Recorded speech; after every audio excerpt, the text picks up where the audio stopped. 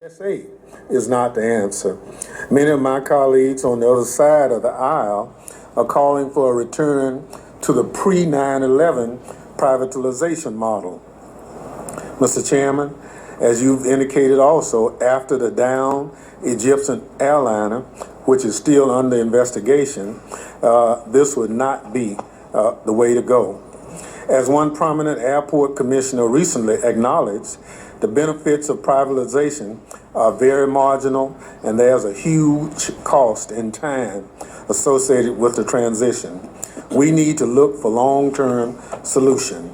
One solution, as I've indicated and have written a letter to you, Mr. Administrator, is to assign the nearly 2,500 TSOs designated as behavior detection officers to checkpoint screening operation.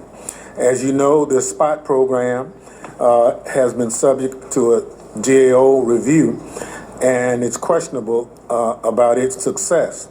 But we've spent $1 billion on this program, and we could put that money to good use. So I look forward, Mr. Neffinger, look around the committee room here.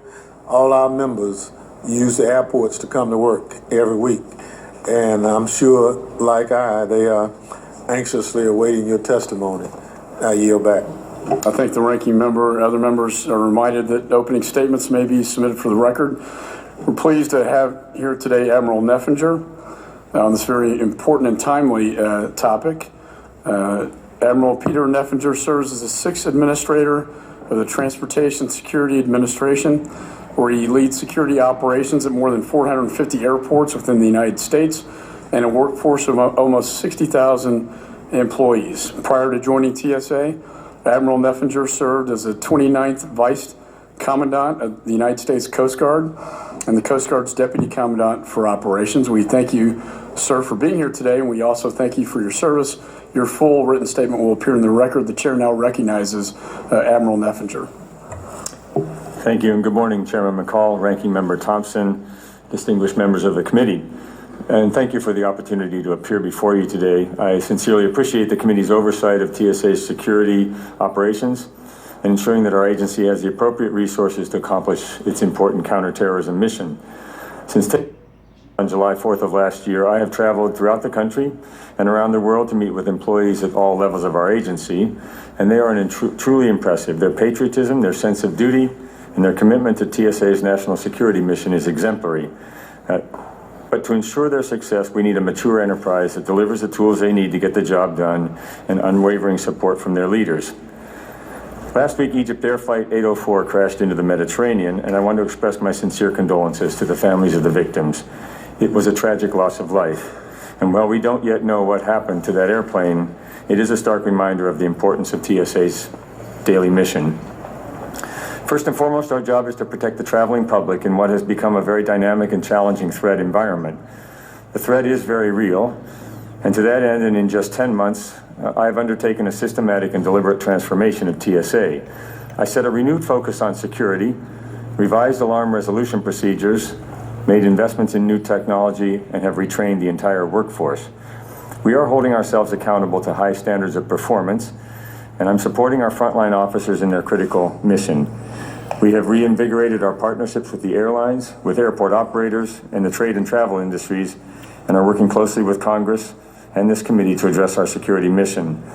I'm investing in our people, and with the help of Congress, I directed a complete overhaul of our approach to how we train our workforce at all levels of the agency. We established the first ever TSA Academy on January 1st of this year. This intensive training will enable us to achieve consistency, develop a common culture, instill our core values, and raise performance across the entire workforce. I also ordered a review of all personnel policies and practices. This has led to a number of significant changes. Elimination of the arbitrary use of directed reassignments, restrictions on permanent change of station relocation cost, and significant controls on bonuses at all levels. We are overhauling management practices, conducting an independent review of acquisition programs, building a planning, programming, budgeting, and execution process, and building a human capital management system to address recruitment, development, promotion, assignment, and retention. The screening mission requires a similar fundamental reassessment. This year, we project our checkpoints nationwide will screen some 740 million people. By comparison, in 2013, TSA screened 643 million people. That's an increase of 100 million people in just 4 years, while our full-time workforce has reduced by more than 12%. That and our renewed focus on security are significant contributors to the situation we face today. So we have a challenge this summer which we are aggressively meeting head-on. Among other things, we have established a National Incident Command Center to specifically monitor checkpoint screening operations on an hourly basis. We are tracking projected volume, staffing, and lane availability, actual wait times, which will allow us to address critical concerns in real time. This command center includes staffing from airlines and critical industry associations, and they are conducting daily calls with the busiest airports and major airlines to plan that day's operations and what we foresee in the coming days. Our goals are to ensure effective screening and to maximize our screening capacity to achieve shorter line waits. Additionally, we are providing more overtime and 768 new TSA officers.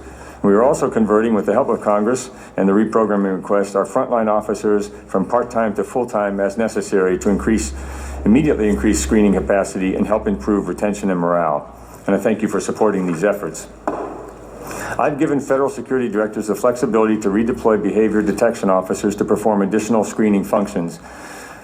And they've done so, and they've pushed the behavioral detection officers back into the screening checkpoints. We've deployed additional K-9 teams and activated our National Volunteer Deployment Force to be available to move to areas of greatest need.